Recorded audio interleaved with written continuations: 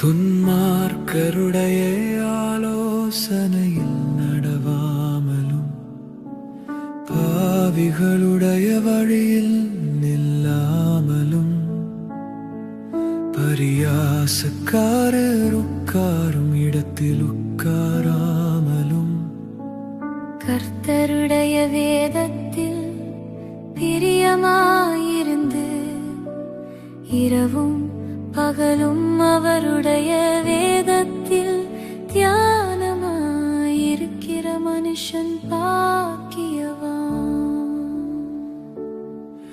அவன் நீர்க்கால்களின் ஓரமாய் நடப்பட்டு தன் காலத்தில் கனியை தந்து இலையுதிராதிருக்கிற மரத்தை போலிருப்பான். அவன் செய்வதெல்லாம் வாய்க்கும்.